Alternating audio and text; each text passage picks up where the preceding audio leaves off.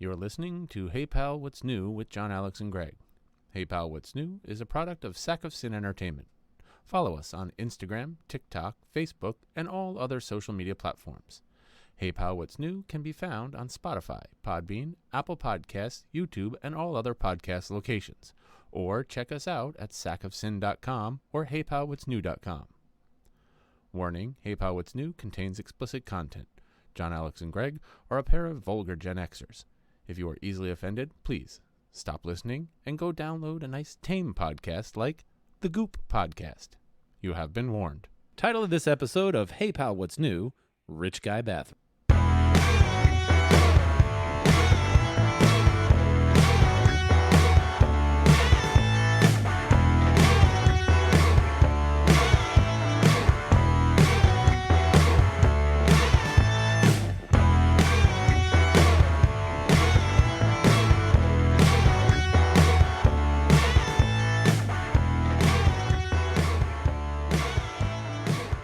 Oh, yeah, I think we should.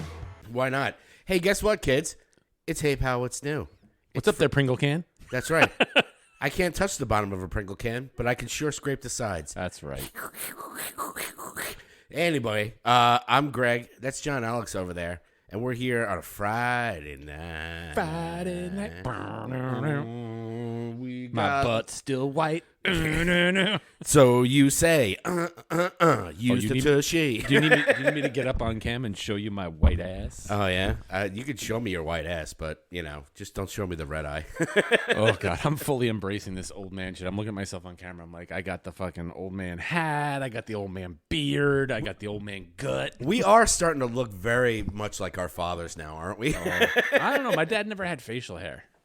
No, you're right. He never did have facial hair. I don't think I've ever seen my dad with facial hair. No, that's true. I mean, I do look like my father with glasses. My father never really wore glasses. Right.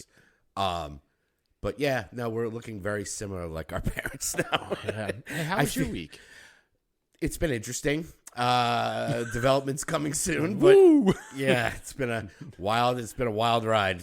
Stay tuned for that off-air conversation somewhere down the road. Oh my God, yeah, it's been like Mr. Toad's Wild Ride everywhere I go. Coming soon to a podcast near you, GBR Studios 3.0. 3.0. Yeah. Well, I sent you that thing today. I don't mean to interrupt your how was your week. But, no, sure. But I sent you that thing today because my students, I was being asked about the silkscreen I made for a permanent hangover shirt. Yes. My students, they were like, where can we listen? I was like, you cannot. And they Googled it and found this guy called Permanent Hangover. And I was like, motherfucker. Oh, is that how you found that website? Yeah, my students were looking for Permanent Hangover, the band, and was like, I want to hear your music. And I was like, you're not going to find it. It's not out there. No. I was like, I have it. And like, can we listen? I was like, absolutely not. The subject matter is a little... I thought about it. The one song, MallRats, and it's like, one day I'll walk in with a gun and kill them all, everyone. I was like, you can't put that out now. That's not... I don't think any of the songs... No. You can. I mean, you can send them Preppy Bitch. I re-recorded it and put it on an EP. Sure. Of my other name. But MallRats you can get away with. Up until that, one day I'll walk in with it. I think we need to redo all those songs and make them more PC. Yeah. I mean, we were the Blazing Saddles of freaking hardcore. One of my other favorite hardcore projects, like back in the day, if you want to hit it back in the day. Oh, God. Back in the days when I was young. God damn it, we're old. There was a certain group of friends that I had that we would just play hard. We were in hardcore bands, right? Before Permanent Hangover, I was playing drums in the Epileptics, which was a classic. I snort old cheese. I know. Good old Rasa over to Nickelodeon boy. Are those tapes around anywhere? I have the original one. Ooh. I think we need to digitize it. Oh yeah, it's somewhere in storage. Okay. It's you know what? It's so old and overplayed. It's like barely legible. Like you can't listen to it. It's just I tried. That's why I re-recorded Rigor Mortis. Okay. And I recorded the Epileptic song and I recorded the Permanent Hangover song for one of my solo EPs. And when we were doing all this stuff, we used to come up with it would be like a certain group. I would play bass or drums, and my friend Adam would play guitar, and my friend Joe would play guitar, and we had just different people come in. My friend Tom played guitar. and we would just come up with all different side projects. And my favorite one was a band. We called ourselves the Fucking Kill Yous. Yep, I remember. Do you remember that? And it was just basically songs about people in school. Yeah. Like we would just pick random friends and make jokes about them. And oh my God. And the singer was my friend Adam's brother, Jared. And Jared! He had such a high voice like this. He was like a little kid and had a high voice. But he could freaking cut you down. Ooh. Like he would, you could be a 19, 20-year-old guy. And he's this little kid with blonde hair, and he could freaking eviscerate you. So he was the singer. It was just like all the songs were just about, what about this guy? That was John is cool, Russ is not. On the steps it says smoke pot.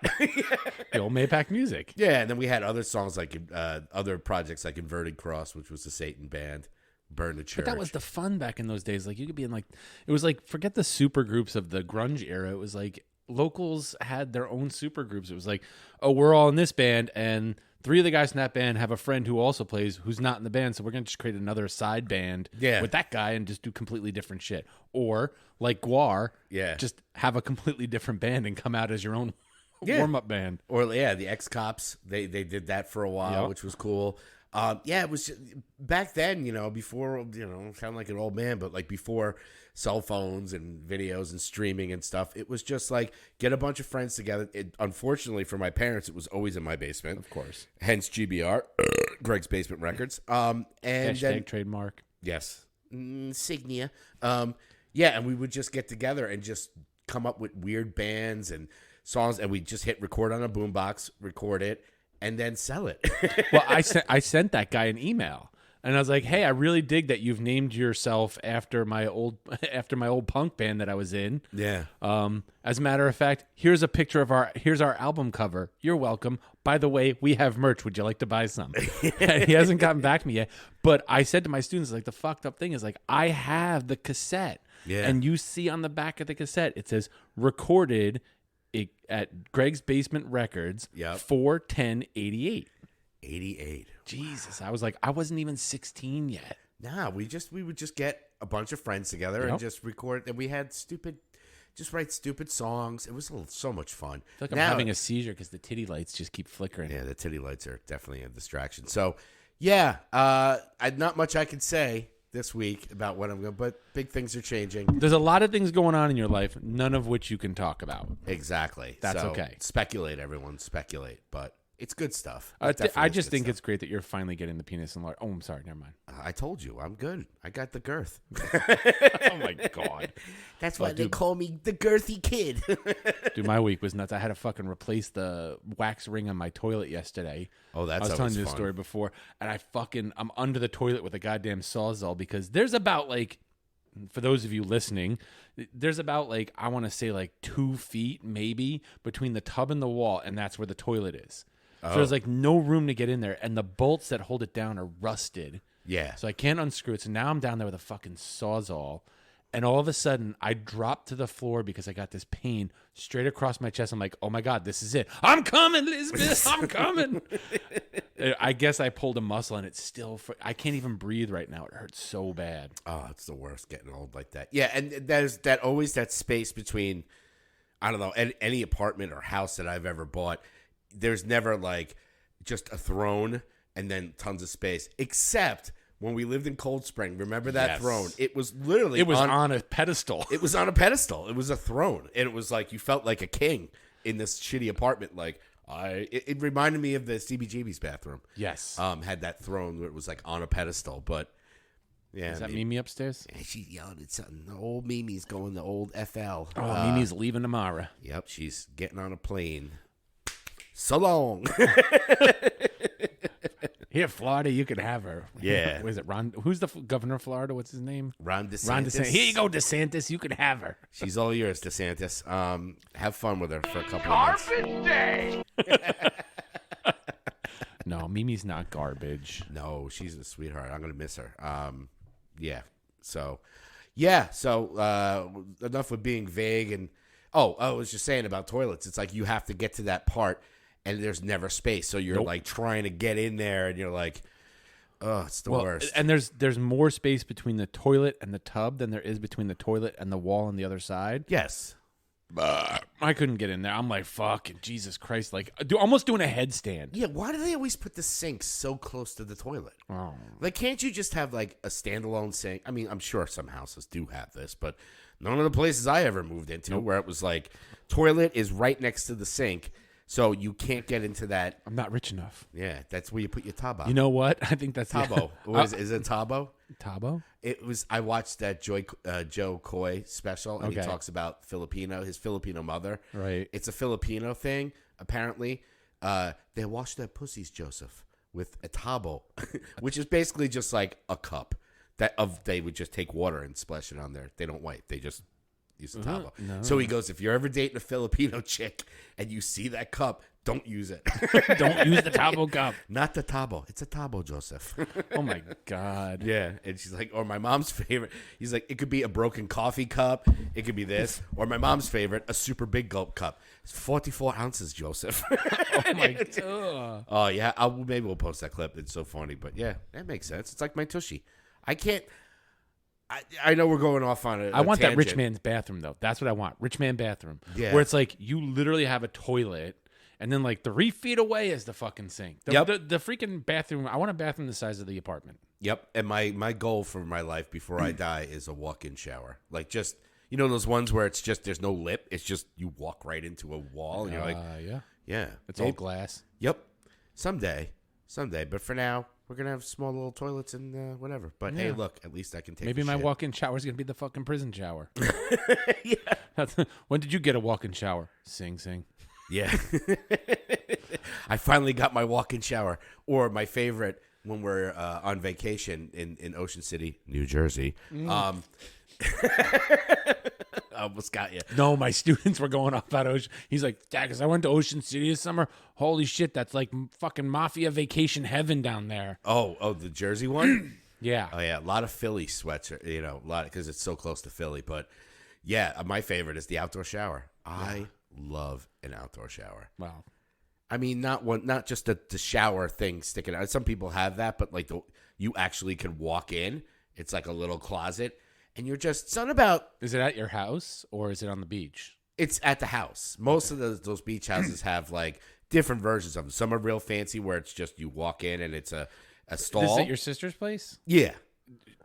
That's weird. Is it a common outdoor shower for the whole development? Like she's in a condo, right? Or does she have a house? No. She has like most of the houses there. She doesn't have the fit. She just has the spout one. Right. But most of the houses, like she has they're split in two. So there's upstairs and downstairs. She owns the downstairs. Okay. But most of the houses have most beach houses will have it. It's just like an outdoor shower. So right. some when of you come them back are from the ocean, you get all the sand off you before you go inside. Exactly. Now some of them are just usually just shower things sticking out of the wall, which you're completely exposed. You can't really, unless you're like a exhibitionist, you can go out there. But the ones that I've stayed in, Pringle can, yes, no. You can Pringle can it to cover it. But how you gonna wash your balls? No, what I mean is like if you're a guy with a Pringle can, if you're a Pringle can guy, you're not doing the outdoor shower. Yeah. But if you're freaking Jimmy, like, hey man, look at this.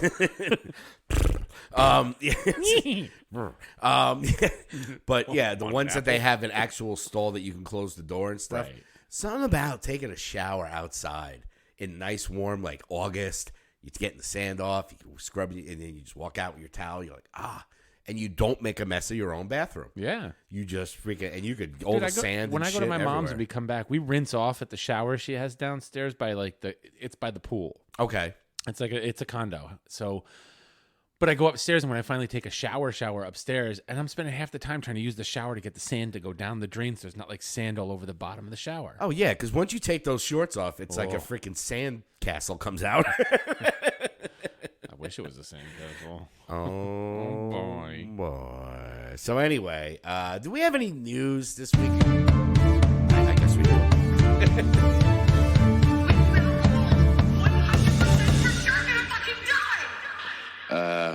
John, you got any news? I don't have a huge amount of news, but this is just the one thing that I was really happy about. They finally made it official, Netflix, that we're getting a season 2 of Wednesday. Nice. And you and I were talking earlier. I didn't really give it much thought that Wednesday is owned by MGM. Yes. And I don't know if that's because, and I don't know if it's a situation like with the Hulk where the Hulk is owned by Universal, but they can add him to the Avengers movies. He just can't have a standalone movie. I wonder if what's going on here is the reverse, that the Addams family is owned by MGM, but the character Wednesday can have her own show with Netflix because they kind of bought the option of, we want to just do a Wednesday. We don't want to do an Addams family show. We want to do a Wednesday show. Yeah, I think it's one of those things with, at the time, before MGM was talking about merging with Amazon. And that was the point, is like, with them merging, are they going to take it back? There was rumors of It's about... mine. I want it back. Yeah, exactly, where it's just like... with Netflix, a lot of times, from what I understand, is they're more of like, they just license stuff and they buy stuff. So it's like, you could shoot... A lot of comedy specials are like that. They'll shoot them on their own, and then they shop it and go, will you put this on? I did it. I shot it. I paid for it. I just need a platform. So they're a platform for a lot of people. So I think... Well, it takes the overhead out of the hands of Netflix. Yeah. So MGM, I believe, paid for Wednesday. Okay. And Netflix just, took the chance and put it out there on the platform. Now, like we were saying before we got on mic, it's like, who would have thought this show would be as popular as it was? Yeah, okay. I'll give it to you. I really did. I was like, this is going to be fucking huge. Just knowing all the people who love Wednesday Addams, and then knowing her and everything she's been in that's basically been a hit. Everything she's been in is gold. Yeah. And she is the one I did. We talked about during our top movies about the sequel that they're doing to X. Right. Maxine. She is the one that... Is it Ortega? Was it Jenny Ortega? Or Mia Goth, the one who survived? Who was the one who played the old lady? Mia Goth. Okay, so she's going to be in the That's Maxine. Pearl. Yes. So they're going to be, it's basically her because she did survive X. I had to look and watch and be like, is this a prequel of a prequel or whatever? But Jenna Ortega didn't die in X, did she? Why do I feel like she didn't? I know in Scream, she was in the beginning of the new Scream movie. Yeah. And that was kind of my introduction to her. Yep. I was like, who is this girl? But she's in a lot of stuff. I looked at her, you go, oh, who is this person? Let me look this up and see what the hell else she's been in. You're like, holy crap, she's been in a bunch of things. Yeah. No, I'm excited that they're doing a season 2. I mean, it was a no-brainer. It was such a popular thing. It's like, we were talking about every girl now on TikTok and Instagram is doing doing the Wednesday dance. And I think it kind of reminds me of like when Margot Robbie did Harley Quinn. Right. Now every girl was like, I want to be girl's- Harley Quinn. Yeah, they hold the bat and they buy the Daddy's Little Monster shirt from Hot Topic and like, I'm Harley Quinn. It's like, no, you're 350 pounds. You're not. Sorry, I love him big, but geez, come on. But now you're gonna get those same girls going, look, I'm Wednesday. It's like, I'm more like a Pugsley. Yeah, exactly. I mean, I've seen footage. I mean, there's a lot of. Don't get me wrong, girls. You're all beautiful, big, little, small, fat, whatever. I love you all. But there are some girls that are legit, look like Wednesday. They dress up and look like it and do the dance, and you're like, wow, that's impressive. Well, but then you get the some girls are like, I'm Wednesday Addams, and you're like, yeah, more like Uncle Fester. And I'm not, I'm not shitting on like heavier girls dressing as Wednesday. Look, give me a goth girl any day of the week. Oh, I'm dating one. Come on. But I think the charm of Wednesday is the fact that she's this like tiny little skinny little waif of a thing that's you'd be like, you write her off, you're like, what is this little freaking kid gonna do? And then she pulls out a hatchet that's bigger than her. Yep. And it's like, I'm coming to get you. Yeah. So I'm excited about them doing that. Quite small and unassuming. That's what I was looking for. The word I was looking for. Unassuming. Yes. And then she opens her mouth and does her Wednesday thing. Yeah, look, I'm all for girls dressing up like Wednesday Addams, please. Now, if I just get my Hint, girl to hint, dress Manal. up, I could just get you dressed up as Batgirl from 66 Batgirl, then I'm good. Dude, I ever tell you that story? I kick myself to this day. Because Why? I was at Comic-Con one year, and they had the booth of, like, all the superhero costume things that you could buy. Mm-hmm. And they weren't even expensive. And they had, like, I think it was a Batgirl one. And I sent Kate the thing. I was like, hey, want me to pick one of these up for later on tonight? And she's like, oh, yeah, sure. And I thought she was joking. I got home. She's like, where's my costume? I was like, wait, you were serious about that? Oh, dude, you had your chance. And I had my chance and blew it. I could see Katie as a Catwoman, not Catwoman, Batgirl? a Batgirl. Oh yeah, Cat, if you're listening out there, my boy needs a Batgirl outfit. Okay. Post haste. Yeah, she could be Batgirl and I'll be the Penguin. Old Clayface over there. Oh, I'm going to pass out over here. If I die on mic, at least I died with a happy thought. That's right. All right, so good. Anyway. Wednesday, Adams. That's about all the news I got. There wasn't much more. I mean, I've heard a lot of things during the week that were like, there's this one country artist. I can't remember what the fuck his name is. I will find it. But they were touting the fact that like he usually comes out with an album every couple of years. And I don't know that this would go under news because it's not, I mean, music, because it's not really our genre of music. It's country. I'm not a country fan. Luke Collins, I think his name is. Okay. He just released an album, and all of a sudden now he's coming out with another album on March 24th. And everybody's like, wait. We're used to like every like 3 or 4 years he comes out with something. Now he's got 2 things coming out within months of each other. I blame all that on COVID because yes, these guys sat home. a lot of people, myself included, I wrote 2 albums and another album's on the way this year. So it's like, and you're stuck in your house for, a year and you got nothing to do. He's like, well, might as well. And you got the ability to record. Why not? But like, I don't know how much good music we got out of COVID. I say that because I've heard some like the stuff like Tom Morello wrote a whole bunch of shit in COVID and it's garbage. Well, yeah. And who else was it? There was someone who did one of those like, oh, I just Zoomed with all these other people. Oh, fucking Pearl Jam, Eddie Vedder and like all those guys. Oh yeah. Did a bunch of things. It's like it's all garbage. And I'm like, what the fuck is this? Well, it's like during COVID where everybody did the quarantine jams where they were doing all that. I mean, it was cool. It was interesting. But, you have a lot of time to sit and dwell and record stuff. I mean, some people were just bored as shit and put out content.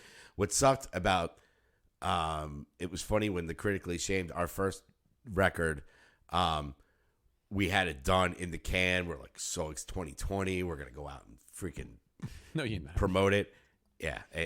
We ended up, we had it done and we were pandemic and we're like, thankfully we recorded everything and we were done. It was released in May, thinking like, we'll be back out by the summer, right? No. Nope. Well, I've told this story before. Like, you look at my passport, the date on my passport that it was issued, March 15th, 2020. Ooh. I waited all this time. I've never had a passport. I finally got one. Kat got one. We both went. We're like, maybe we'll travel at some point. It'll be great. Yeah. And then fucking COVID. COVID dropped its big old freaking infected penis on the table. It was like, thunk, thunk. No, I don't think so. Yeah, March is, hopefully March this year is going to be good. I mean, usually Marches are not. Well, March of last year. March 11th? Well, March 10th is my sobriety date. But yeah, March 11th. When's the showcase? March 11th. Oh, boy. Oh, boy. Greg celebrates his sobriety and then puts on a big old show. That's right. I'm tired. Oh, you and me both. So 5 years, I get my marbles back. I got no more news. That's it.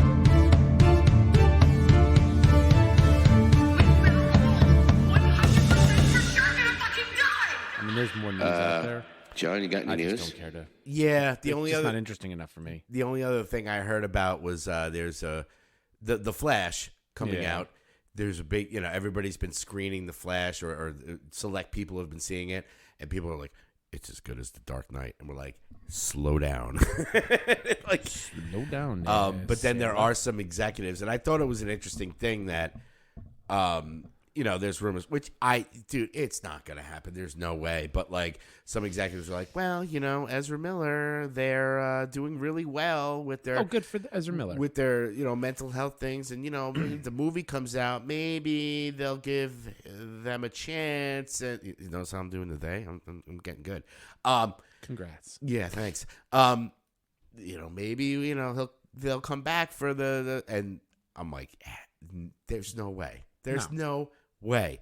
Now, it's an interesting topic to talk about just because, obviously the stuff that they did was horrific between grooming kids and, choking out women and stealing and all this stuff. That's not like a racist tweet from 10 years ago. That's like legit. Like he could be facing charges, like 20 years in prison. Yeah. How are you gonna make a movie from freaking San Quentin? Yeah, but it's and I've heard from San Quentin. It's Ezra Miller. I hear a train a coming. Can I get a furlough so I can go film my new movie? That's right.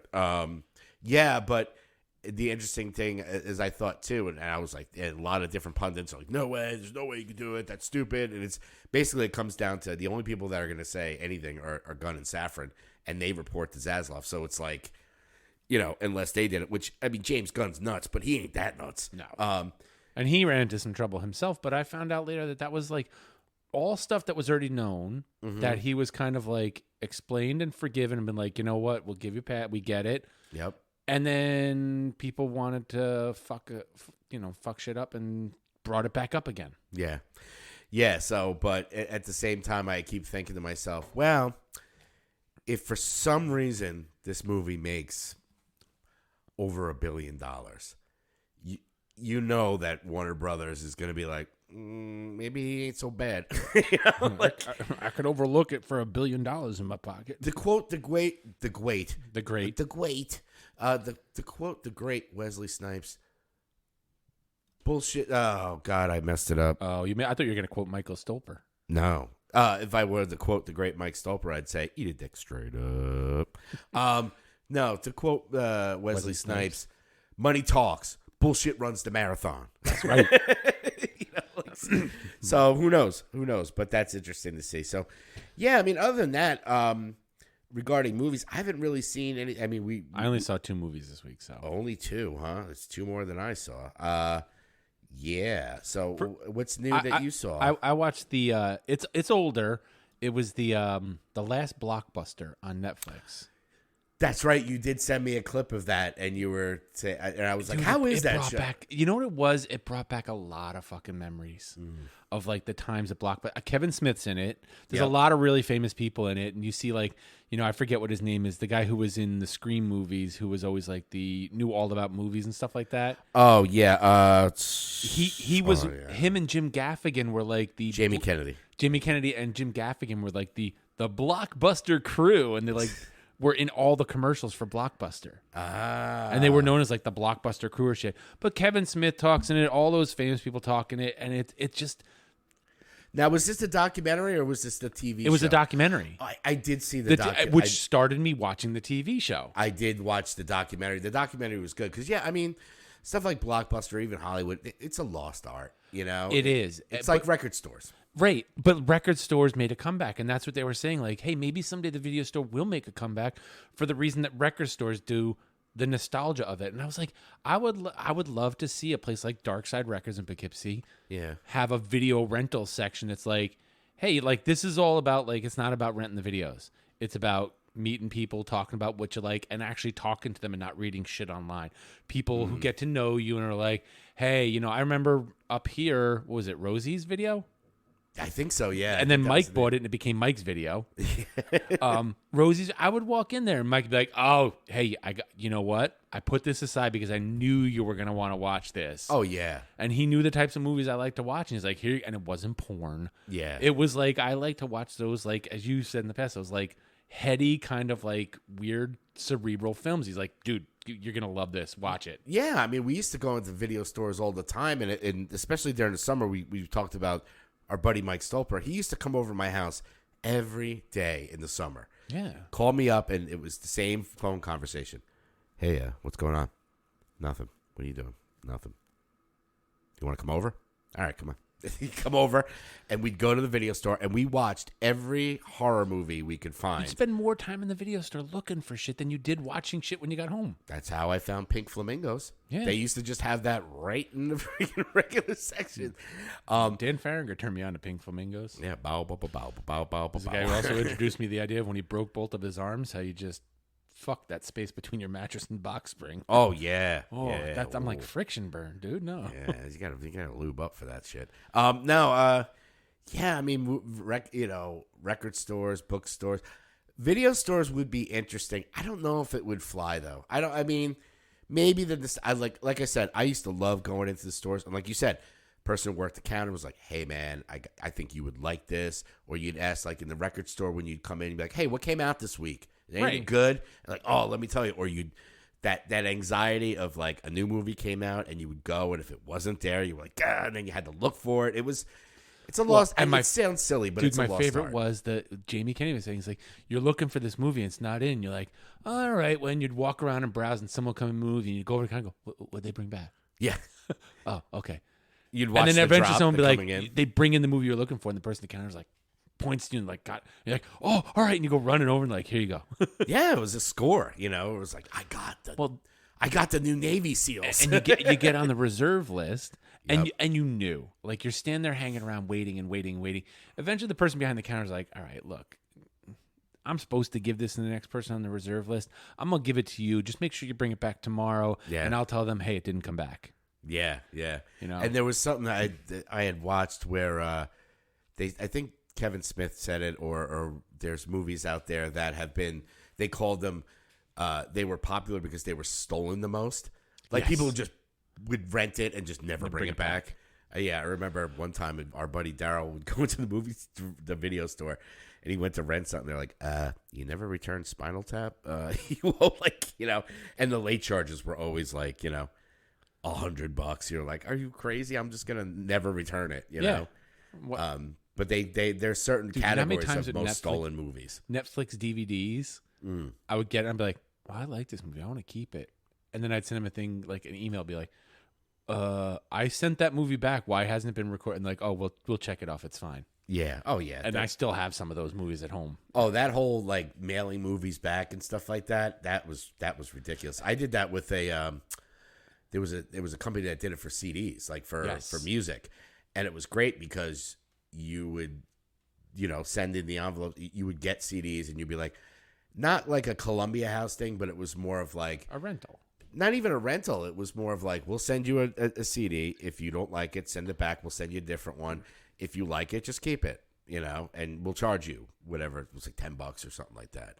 I got so many CDs from that. And most of them were just like, a lot of them were just the actual CD in like a plastic case. Yeah. You know, just empty and stuff. But it was like, hey, I like that. I'm going to check that off, and maybe it'll get mailed to me. And it was in my queue or whatever it was. So The only other movie I watched was I watched that movie The Menu with, what is it, Voldemort. Ralph Fiennes is that movie? yeah, a lot of people had that on their top. It was good, and I really liked it. I even wrote this down, so let me read, because I wanted to make sure I said this the way I thought it. I liked it. It was more of like a psychological movie, not so much a horror movie. Okay. It was one of those like kind of like thriller type psychological crazy kooky movies, and I had a really good time watching it. But then afterwards, like looking back in retrospect about it, I was like skeptical of a lot of like the story decisions that they just didn't make sense. Like, well, why is that the case? Why would that? Why didn't he just? Why didn't you?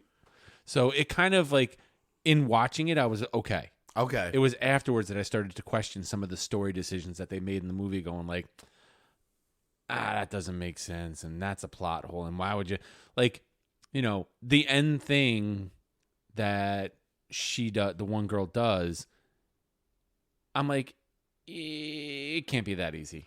Yeah. Yeah.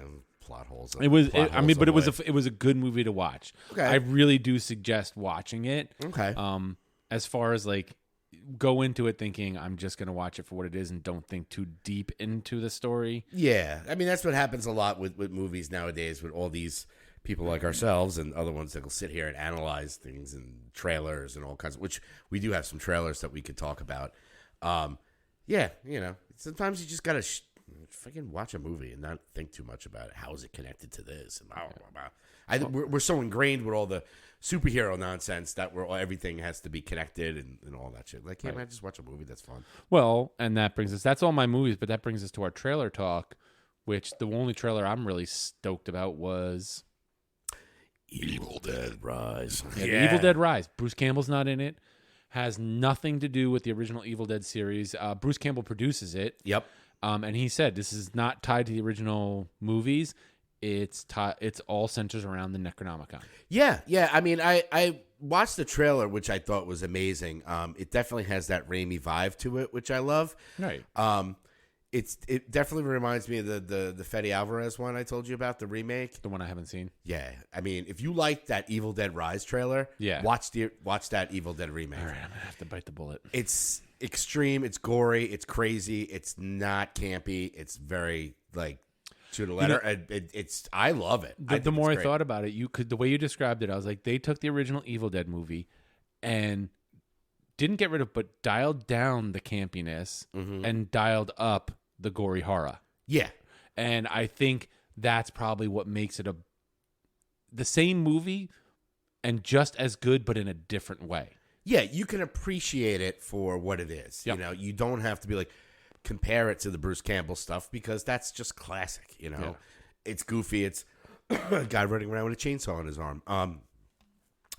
The Evil Dead Rise trailer that I saw, it's definitely, it reminded me a lot like that remake. Yes. That same vein, very creepy, very like, you know, intense. So, dude, I'm all for it. I'm super stoked. There's a lot of, like, we'll have to do an episode maybe of, like, just anticipated stuff for 2023. Oh, my God. Freaking stacked. stacked. One of the other podcasts, I don't really watch them anymore as much as I used to do. New Rock Stars. They did it. Yeah, I know. I'm just trying to see the trailers that might have dropped. They went through a whole thing of, like, all the anticipated things, and they typically center around, like, superhero type shit. Yeah. And they're like, we realize this year there's so much good shit coming out that we're going to have to expand the brand and start covering all this other stuff too. And they brought a whole bunch of new people onto their team to, like, this person's going to be covering that stuff. This person's going to be dealing with those things. So it made me think about all the really good stuff we're getting this coming year. Oh, yeah. I mean, I think it was definitely with COVID, everything went to a halt.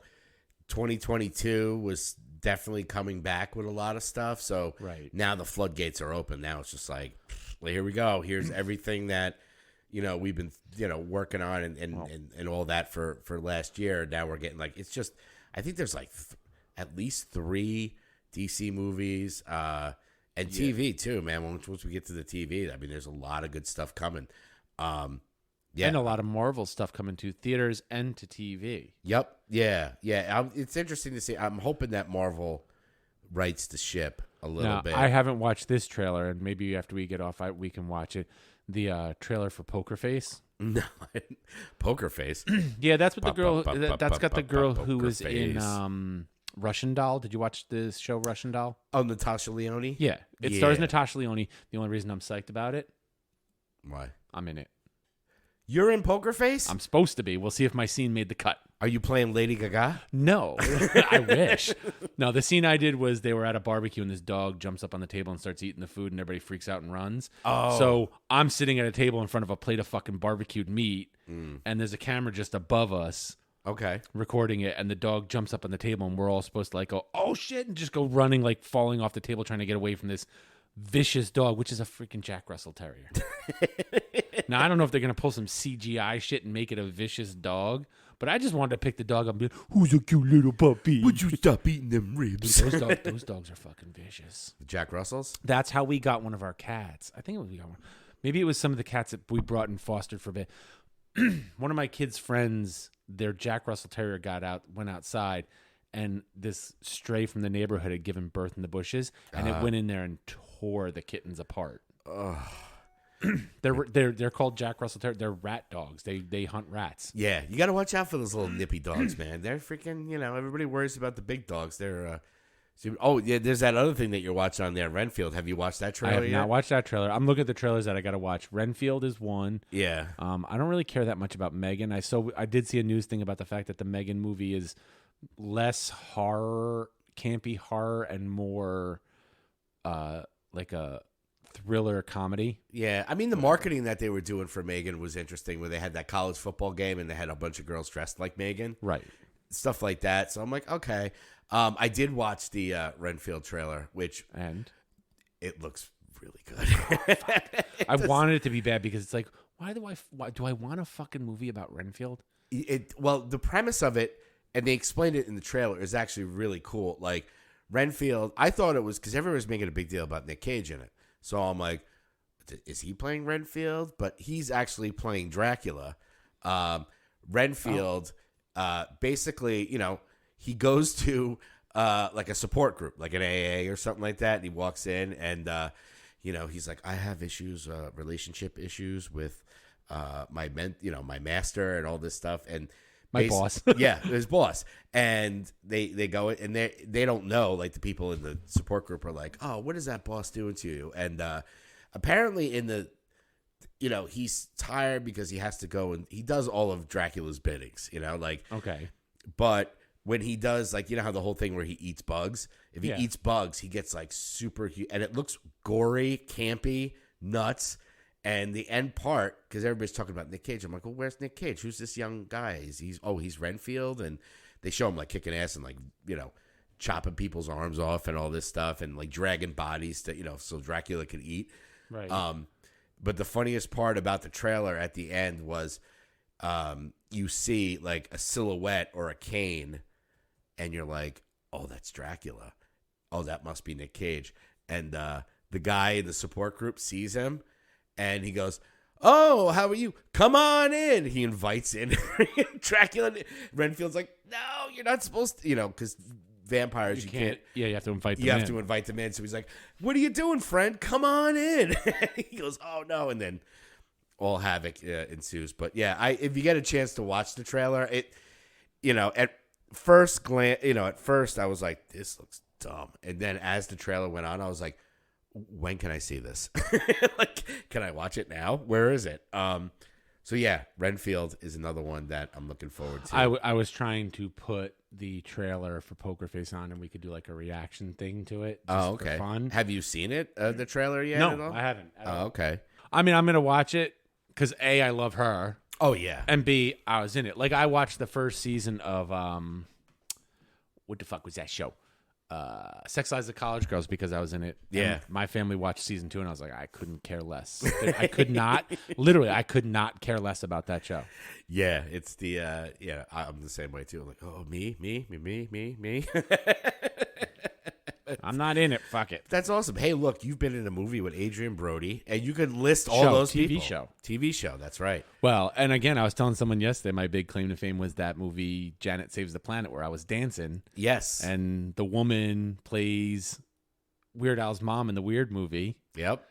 And Kate was like, "That's 1 degree of separation between you and Harry Potter." That's right. I was like, "That's right." Now Does we it just turn got to get on? you in a movie with Yes. somewhere in Kevin Bacon land. Then you're all set. Oh fuck! Yeah. That's me and everybody. Yeah. So that show, when is it? It comes out on the Yeah, because you know me. So yeah, the movie wise, you saw those two movies. TV wise, I know that the both of us did watch. This is the only new TV I want to talk about. What's that? Bad Batch. You Bad Batch. That's where all my kids came from. Oh no, wait, yes. Yeah. Exactly.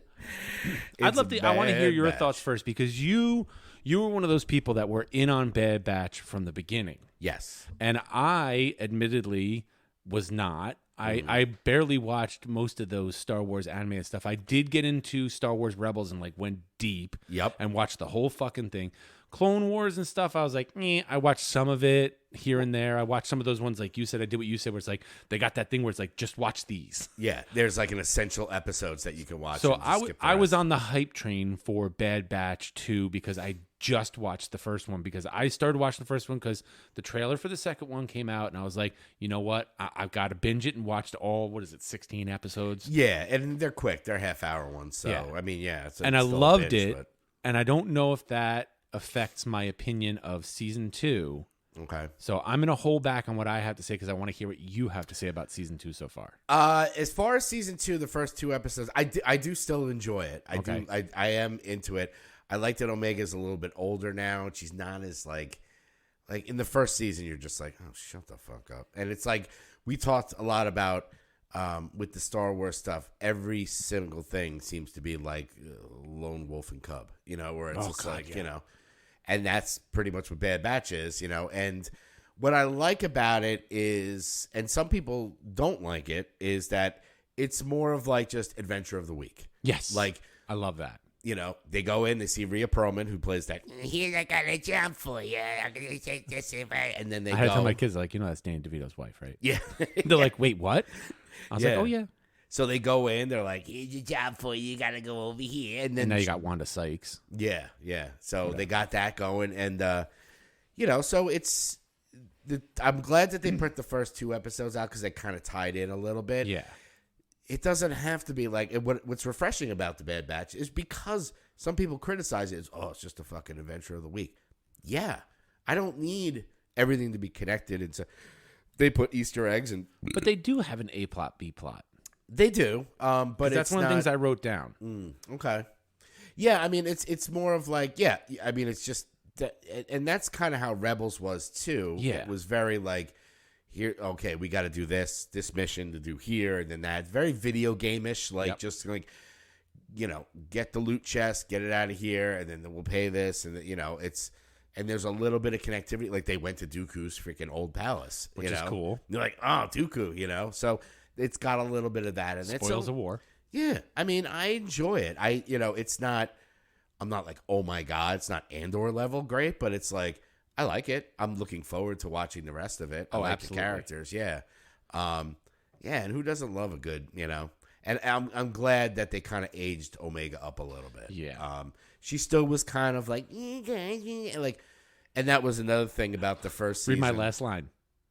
Oh, Omega's still a bit annoying. Yeah, she is. She's not as annoying, but she's still a bit annoying. Yeah, she got that sweet ass Katniss Everdeen like laser freaking lightsaber thing, which is pretty cool. Laser bow and arrow. Yeah. So I like that you don't have to get too involved, but they put little things in there, like I think it was in the trailer that we talked about, like Wookiee with lightsaber. Yeah, like Palpatine is supposed to show up in this, so it's still got ties to the lore, but you don't have to feel like I have to like, and that was one of the daunting things because I did get into the animated stuff late, like Rebels and Clone Wars and stuff, where it was like, once again for COVID, thank God for that. I was like, oh, bad, freaking Clone Wars, I'll watch this, I got nothing else to do. So yeah. So I'm excited about that. So you did enjoy it as well, like you kept on the train of it. So season 2, episodes 1 and 2, it's okay so far, but I do like that they're finally giving characters like Tech and Echo a little bit more to do. Yes, yeah, and I do. Like I don't know if that's going to continue. Well, there is kind of, I think is it Echo that is starting to talk about like, hey man, like we're trying. Basically, all these missions that they're doing is to basically get their debt off paid. You know? And that's my next thing is that they've got that to do, right? Season 1, it seems like, was all about them getting out of the Empire. Yeah. Getting away from the Empire, getting out. And by kind of faking their own death at the end of season, spoiler, faking, wait.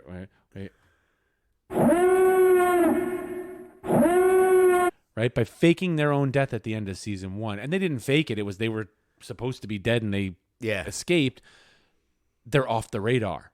Yeah. So now season 2 seems like, okay, this is all about clearing our debt and getting our freedom. And she mentions that. Yeah. She goes, with this, you could be free. And he's like, we are free. She goes, really? Because you're still working for me to pay me off. Yeah. You're not free. Yeah. And I do like the part where... And that's what I mean by A plot, B plot. I feel like the what is it? The A plot is like the plot of that week. Yep. And the B plot is the running plot. The running plot is them getting away from being beholden to someone and working for someone else and just being on their own. Yeah, and they also mentioned too, like it's that part of like there's a lot of the stormtroopers, there's clones. The majority of them are clones, and then now they're starting to realize like there was that one scene in the end. I forget the name of the general. He was like, "We're just gonna have to falsify these records. We don't need to tell Palpatine that these freaking guys are out." He goes, "I can falsify records." He goes, "No, but I can." Yep. So they're starting to realize like, hey, maybe these clones are a little bit too. So now the people in the Bad Batch, I think it's Echo, who's like, we got to save our brothers. Yeah. Like our brothers, they're still chipped. Like we got to save these guys. You think one of the main plots is because and I watched the thing where they talked about the fact that like they're not killing troopers. Yeah. They're not killing clone troopers. They stun them. Yep. And leave them alive. So do you think what we're going to see is a plot where it's not just them getting their freedom from owing anybody, it's them freeing the rest of the clone troopers from the Empire? I think that would be the way for that. I think that I'm hoping that's because they're showing that the clone troopers. It was like I don't know who said it in the show, but maybe it was the Wanda Sykes character who was like, or somebody. They were like, wait, so you were clone soldiers for the Republic, who wound up destroying those people to work for the Empire, and now the Empire is replacing you with somebody else now. Yeah. You were Republic soldiers, replaced the. It was like this whole like it was kind of mind blowing because like, well, yeah, and they're like cannon fodder now. It's like send the clones out first and let them get destroyed. Yep. Because we need to get rid of them anyway. Yeah, and I think they're starting to realize that because clones at the time made sense, and they're also when you look at the timeline and you're like, okay, so we went from clones to A New Hope with stormtroopers where they weren't like, we don't know if they were clones or they just got, and obviously they're the sequel trilogy where it was just like just hired, they grabbed kids at birth and decided like, we gotta get rid of these clones. They're too like by the book. They age a lot faster, because they and not only are they the two by the book is like if we want some moral ambiguity to like do something that isn't really right but gets us where we want to go, they're not going to go along with it because they're letter of the law by the book. Oh yeah, they're Larry. And I think that's what that scene where he's like, "Sir, I can't falsify an official report." Yep. And the guy's like, "You don't have to. I will," and kills him. Yep. Spoiler. Like that's the big realization I think now with the Empire is like that's why they got to get rid of these. They can't make them subservient because they're like, you can't make me subservient. I was made with a purpose, and I'm going to serve that purpose. Anything beyond that, I can't deviate from. Now, whereas slave kids who are turned into stormtroopers, it's like, look, either you fucking do this or we'll kill you. And they're like, okay, I don't really have a choice. It's either I get to live a little bit longer by doing what you tell me to do, or you're just going to freaking kill me. So I may as well do what you tell me to do and have the chance of living. Yeah, exactly. It's really interesting. Like and Who knew a cartoon would be this deep? Well, that's what you start to realize with like Rebels and Clone Wars and stuff. When they first came out, I was like, "It's too cartoony." Like, I struggle with animated movies a lot. Like, even like the DC ones, like the Flashpoints and ones where people are like, "Oh my god, they're so good." I still, for some reason, I feel like a kid watching a cartoon. Where I'm like, "This doesn't." But it's been proven a million times that that's not the case. Well, that's why you need to watch Bluey. That's what did you like that TikTok? I love that too. I sent it to my whole family. You should post that on the webpage. You want to watch some TV? Bluey. He's got the knife. You want to watch some TV? Bluey. Oh, good times. So yeah, I'm excited to see how that goes. Other than that, I mean, we do have a lot of good. I mean, is there a lot of music? Not really. Okay. No. I was just gonna say a lot of good what? Good stuff coming up. I mean, Your Honor, which I was into when that first came out with the Cranston.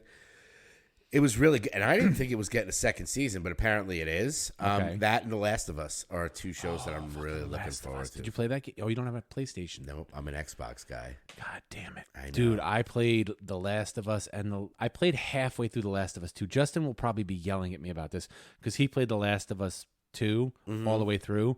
And in the second game, there's a part where like the story stops being about Ellie and starts being about this other girl, and that's where I stopped playing.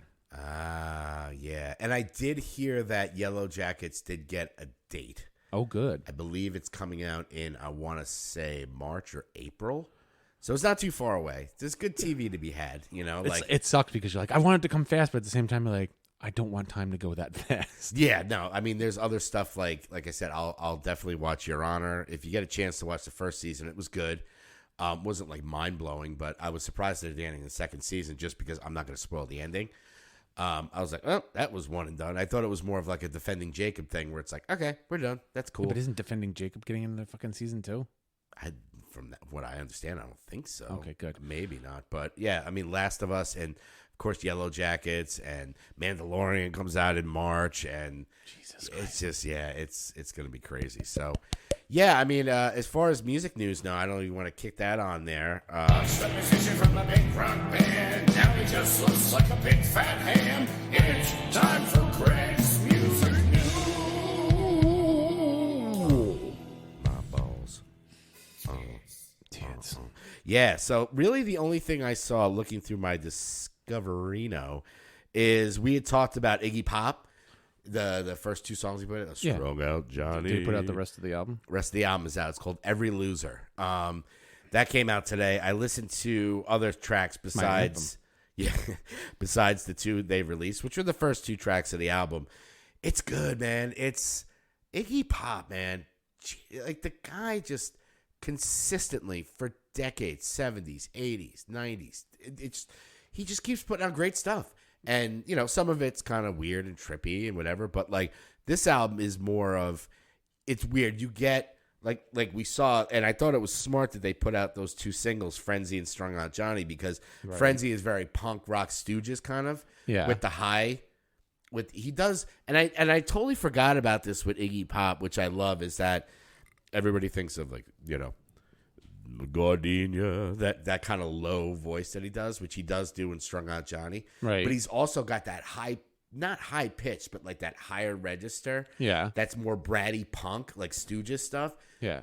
Through the album, it and I haven't listened to the complete thing, but I did listen to the majority of it. It was, you get a little bit of the deep voice Iggy Pop, and then you get the bratty freaking punk, and the 80s kind of, it's like a good mix of, and it's not too eclectic where it's just, it fits in really well. So I'm psyched. I mean, I think the higher stuff you're talking about is stuff along the lines of Lust for Life. Yes, there's Lust for Life, and then there's Candy, Candy, you know. I can't let you go. But I forget too, because like even like the early Stooges stuff, he did have that higher register where it's a little bit like that, like, you know, up here. Yeah. But then I associate him more with the lower register. But it's got both on there, which I thought was awesome. So if you get a chance to check that album out, something for everybody. Yeah, and then the other thing I saw, which it's not, I think you were dead. I really didn't get it. I thought they were dead stuff out there. We've decoded the intel from the First Order spy. Somehow Palpatine returned. I thought you were dead. Yeah. But Palpatine has returned. Yeah, you know, there was one other single that came out, and I don't know how I feel about it. Uh-oh. It was a cover of the Journey song, Separate Ways. Oh. But it's done by Daughtry and Lizzie Hale from Hailstorm. Yeah. Both. I don't know Lizzie Hale, so. Hailstorm is great. Okay. They're more of a rock metal, not metal, but like more of like, they're basically, it's like the Ozzy and Lita Ford of butt rock. Ozzy and Lita Ford of butt rock. I like that. Don't you remember Close My Eyes Forever? They did the duet. Yeah. They did the duet on this. I didn't think that you could take a Journey song and make it more butt rock. Wow. I'll play it for you. So is that song on the 2023 playlist? Yes, John Alex, it is. Oh, I can't wait. I'll listen to it in the car on the ride home then. Yeah, I definitely, if you listen to it, let me know your thoughts, because they're both amazing vocalists. Daughtry, everybody's like, you know, and Daughtry and both bands are butt rock. I mean, they're that I-95 fest, you know, like, because it was funny. I put that single on because I was like, oh boy, what are you doing to Journey? Like, don't mess with the Journey. Like, I love Journey. Don't do it. And let's do it. And they made it like, go, go, go, go, go. They made it heavy where like the keyboards, you can kind of hear it. And that's a big part of that song. Their voices are amazing. I mean, Daughtry, everybody goofs on him, but he does have a great voice. Right. And he does have some jams. Okay. If you're into that I-95 fest, like, you know, and it's a nice guilty pleasure every now and then. Oh, me too. Like I said, Mammoth is a huge guilty pleasure of mine. Like they're a great band, but they're it's that sound. I'll play it after we hang up. After we get off the air. After we sign off the air. But and definitely, if you get a chance, then listen to it on our new playlist for 2023, and let me know your thoughts about it. It's good. But I was like, how do you make a butt rock song more butt rocky? They did. And then after that song played, wow. You know how like they play like all the different songs, like, oh, you listen to that. Here's some other ones. That's how I found this. No, go ahead. Yeah, it was a plethora of butt rock. I mean, we're talking Three Doors Down, Shine Down, Alter Bridge. I was like, hey, Greg. Yeah, I got you now. Oh my God, I got sucked into the. Here's algorithm. Another suggestion for you, Greg Gilroy, since you like butt rock. Oh God, it was a freaking. Yeah, I was just waiting for a Nickelback song to come on. Listen to 10 butt rock songs, and we'll send you a free tub of boy butter. Matchbox 20. What else came on? It was just wow. No Mammoth though. No Mammoth, but give it a listen. Let me know what you think. I will. That was really it for the music and stuff. That was basically the musician from the big rock band. Now he just looks like a big fat ham. It's time for Greg's music So really quick, as it popped into my head, so I was thinking, what got me thinking a little bit about the permanent hangover thing before was listening to our song MallRats. Yes. And right up into that last part, where it gets a little inappropriate for today's culture, I was like, oh man, I would love to re-record this song, and then kind of just keep putting it out there and tagging Kevin Smith in it, because they are looking at doing a Mallrats 2. Yes. I'm like, ooh, if we could get this song into Mallrats 2, because that's where I discovered 7-Eleven Nachos. Yeah. Was from Clerks 3. I was like, what is this fucking song? It's so good. I say we do it. I say we re-record MallRats and send it to them. Because, hey, listen, we came up with that term before the movie came out. All right? That we wrote that song before the movie came out. So, and we came up with the band Permanent Hangover before this guy who's out there, because we have evidence. 88. The origins. I tell the story all the time. People, I was like, the original name of the band was the Roasted Weenies, and we realized that's just too ridiculous to be taken serious. Not that any punk band really is, local punk. But I was like, we were sitting there, and Greg's like, we gotta come up with a different name. What the fuck are we gonna come up? I was like, I don't fucking know. I gotta fucking. Was it you had the splitting? One of us had a splitting headache, and the other one just went, dude, what the fuck is wrong with you? Do you have like some sort of permanent hangover over there?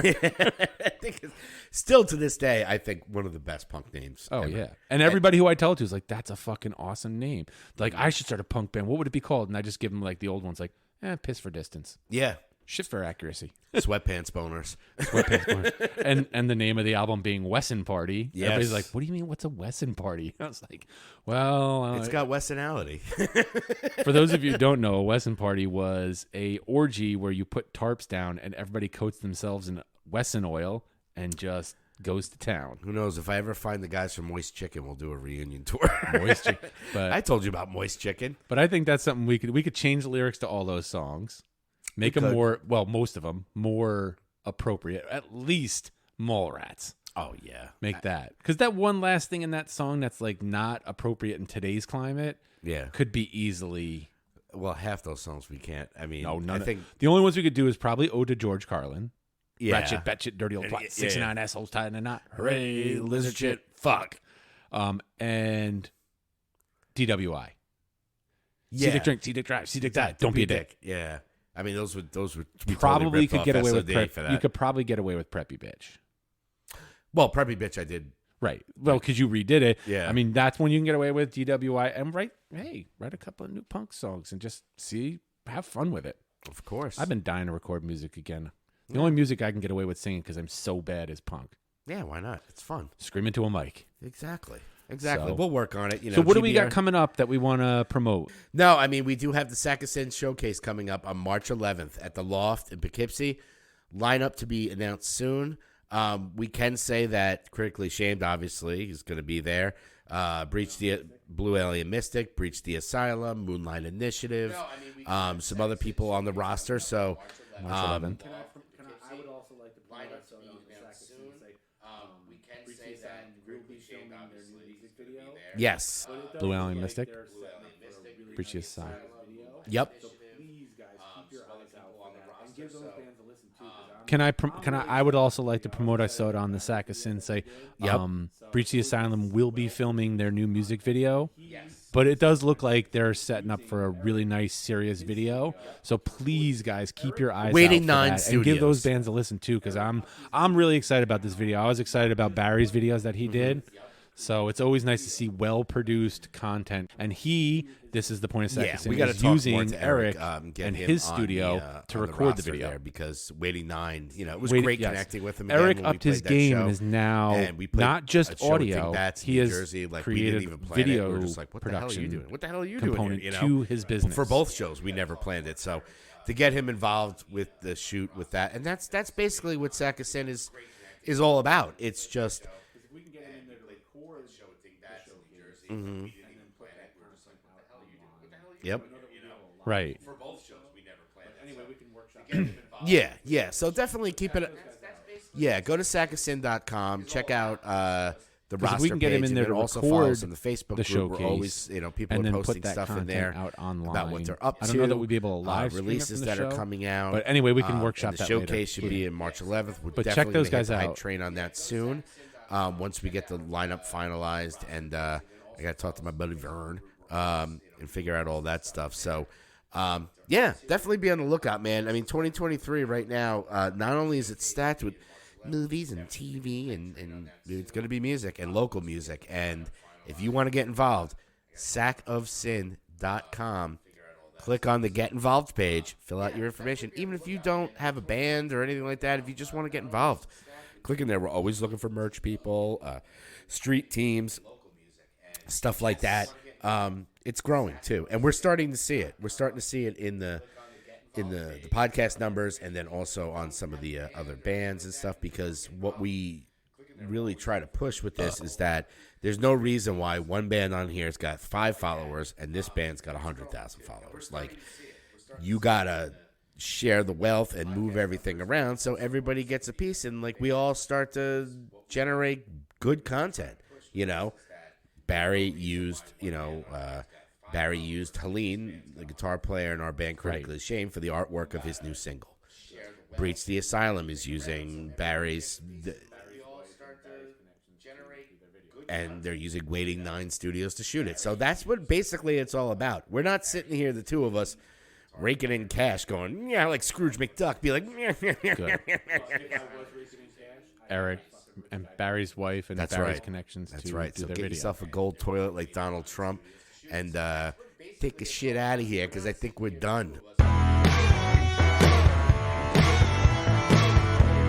Well, if I was raking in cash, I'd have that fucking rich guy bathroom.